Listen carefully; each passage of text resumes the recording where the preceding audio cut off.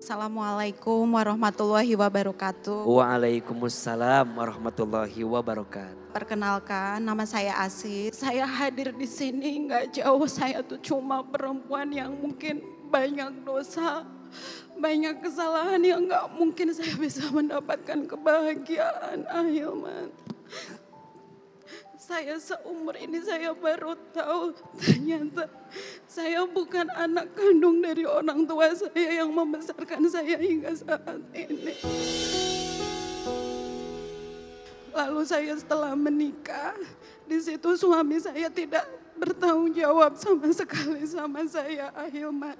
Setiap saya mau bekerja, saya selalu dicurigai ini itu, dia terlalu cemburu ini itu dengan tanpa alasan bukti apapun. Setelah itu saya bekerja, di situ saya dituduh selingkuh, saya berkhianat padahal demi Allah, demi Rasulullah saya nggak pernah mengenal laki-laki. Di situ saya sudah punya anak satu, Ahilman, dan sekarang anak saya ikut sama suami. Dan suami saya sama sekali nggak mengizinkan saya untuk bertemu. Dia ngedoktrin anak saya buat ngebenci saya kalau saya bukan bunda yang baik. Saya ninggalin dia demi Allah nggak ada sama sekali, Ahilman. Saya bekerja karena memang suami saya nggak mau menafkahi dan saya berjanji saya nggak mau ninggalin anak kandung saya sendiri.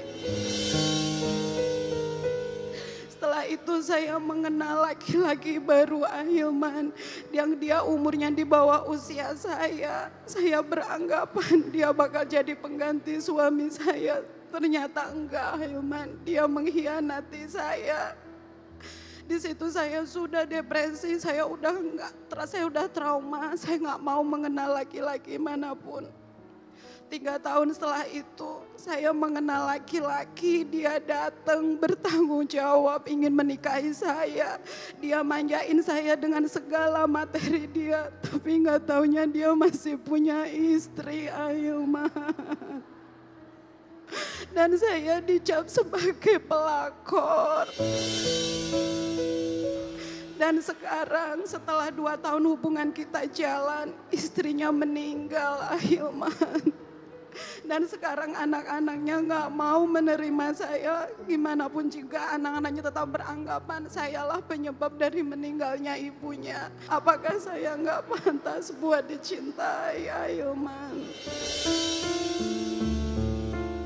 Bunda,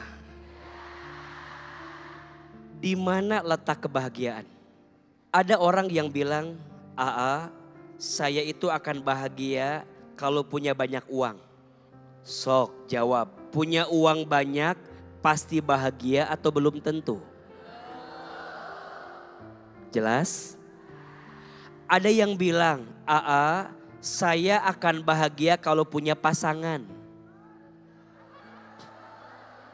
Jawab, udah punya pasangan pasti bahagia atau belum tentu?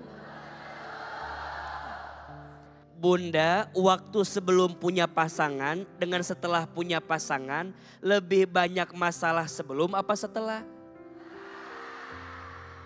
Setelah Ustadz.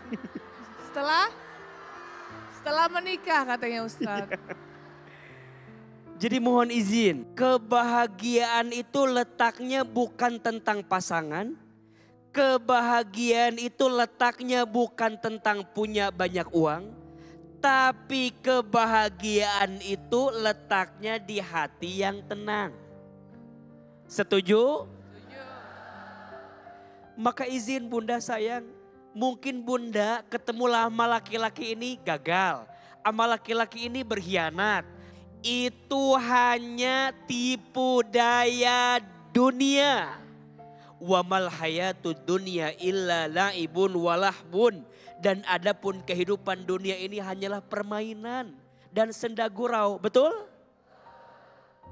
Bahagia tidak terletak dari apa yang datang dan pergi.